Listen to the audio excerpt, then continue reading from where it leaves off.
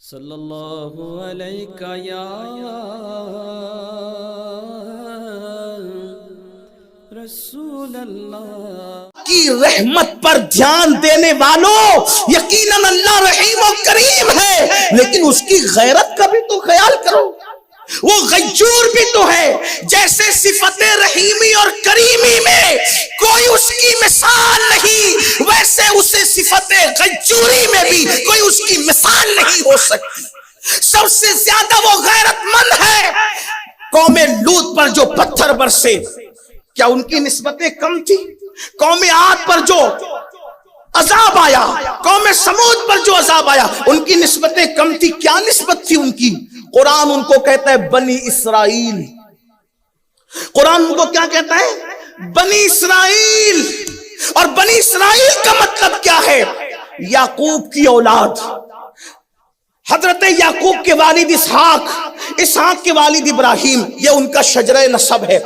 اب غور کرنا، جن کا شجرہ نسب قرآن بیان کرے اور وہ انبیاء کی اولاد ہو اور وہ پاپ اور جرائم کرے، تو اللہ ان کو سور اور بندر بنا رہا ہے۔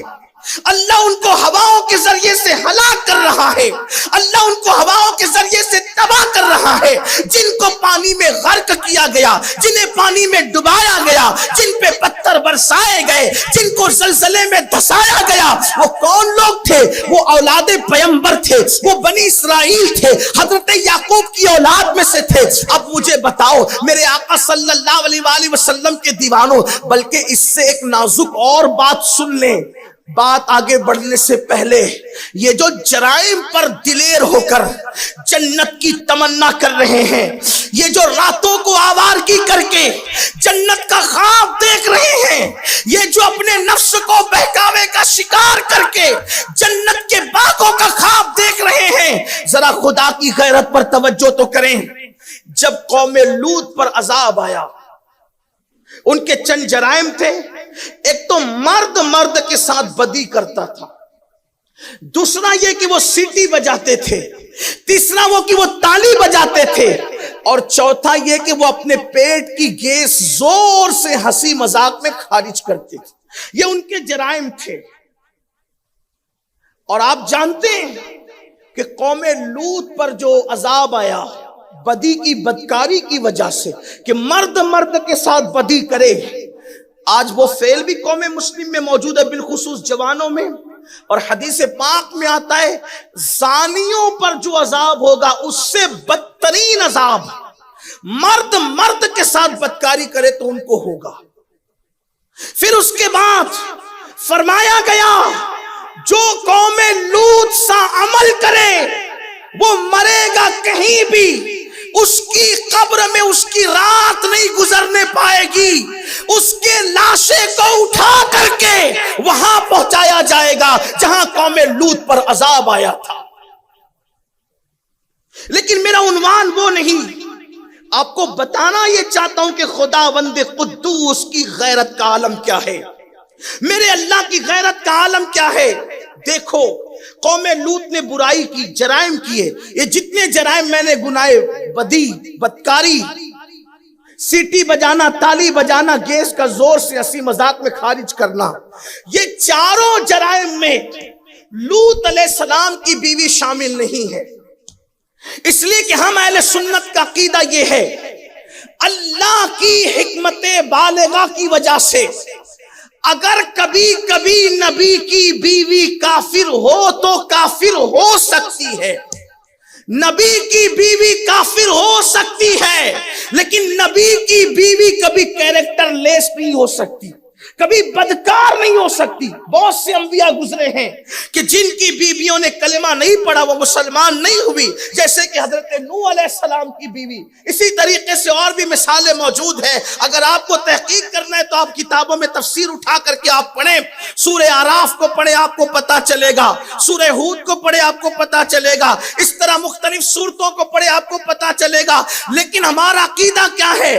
نبی کی بیوی کبھی کافر ہو سکتی ہے، اللہ کی حکمت بالغہ شامل ہے، لیکن نبی کی بیوی کبھی بدکار نہیں ہو سکتی۔ اس کی حکمت یہ ہے کہ کفر سب برا نہیں سمجھتے، کیونکہ کافر काफिर कुफ्र को अच्छा समझते हैं तभी तो वो कुफ्र करते हैं, लेकिन बदकारी ऐसा जुर्म है कि इसको किसी मजहब में अच्छा नहीं समझा जाता, इसलिए नबी की बीवी कभी बदकार नहीं हो सकती। अल्लाह अकबर। ये चारों बदी जो मैंने गिनाई, हजरत लूत अलैहिस्सलाम की बीवी इन जराइम में शामिल नहीं, इस बुराई में शामिल नहीं, लेकिन जब लूत अलैहिस्सलाम ने अपनी कौम को मना फरमाया कि देखो बदी न करो, बदकारी न करो, तालियां न बजाओ, सीटियां न बजाओ, पेट की गैस इस तरीके से हंसी मजाक में बेहयाई के साथ खारिज न करो, तो उन्होंने अल्लाह के पैगंबर को जवाब दिया, लूत तुम बहुत ज्यादा बाहया और पारसा बनते हो, हम तुम्हें अपनी बस्ती से जरूर निकाल देंगे। और फिर अल्लाह के पैगंबर को उन्होंने निकालने की बात की,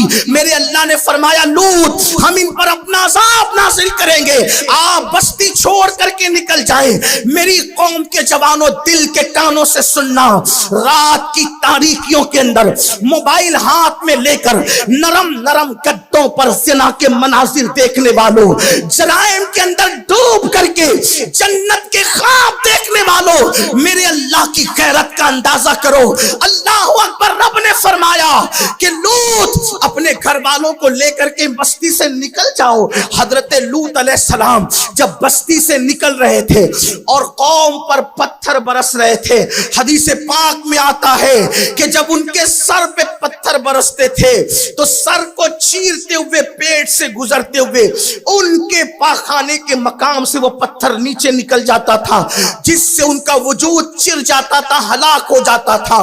पत्थरों की बरसात हो रही है।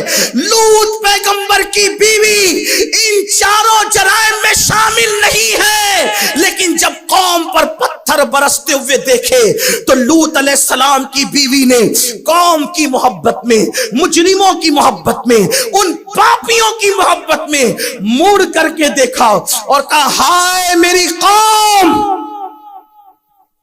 लूत की बीवी उन जराइम में शामिल नहीं थी जिसका जिक्र मैंने किया, लेकिन मुजरिमों के लिए कहा, हाय मेरी कौम। तो जो पत्थर उन पापियों पे बरसे वही पत्थर लूत की बीवी पर भी गिरा और हजरत लूत अलैहिस्सलाम की बीवी हलाक हो गई।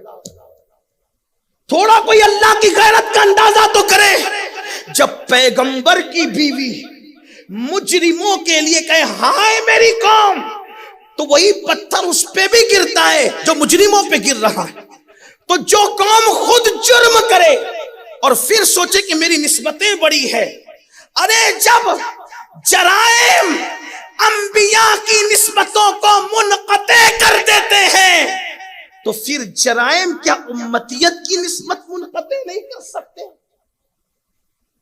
जराइम जिस हद उसकी अलग अलग है, हर जुर्म मुनक़ते नहीं करता, हर गुनाह मुनक़ते नहीं करता, लेकिन कोई तो मंजिल आती है जहां इंसान को निस्बतें काम नहीं आती। जैसा कि एक जुर्म के बारे में कुरान कहता है, लैसा मिन अहलिक, ऐ नूह अब ये तेरी आल से न रहा। बोलो निस्बत टूटी कि नहीं टूटी? और यहां सारे जराइम, सारे गुनाह, सारी बुराइयां, सारी बदी, और उसके बाद ख्वाब देख रहे जन्नत का। मिसाल के तौर पर नमाज ही को ले लीजिए। फकी अबुल्लाह समरकंदी रहमतुल्लाह अलैह लिखते हैं कि अल्लाह के रसूल अलैहिस्सलाम फरमाते हैं, जिसने जानबूझकर नमाज छोड़ दी उससे अल्लाह भी बेजार है, अल्लाह के सारे रसूल बेजार है, अल्लाह के मलाइका बेजार है, और फरमाते मैं मोहम्मद खुद भी उससे बेजार हूं जो नमाज नहीं पढ़ता।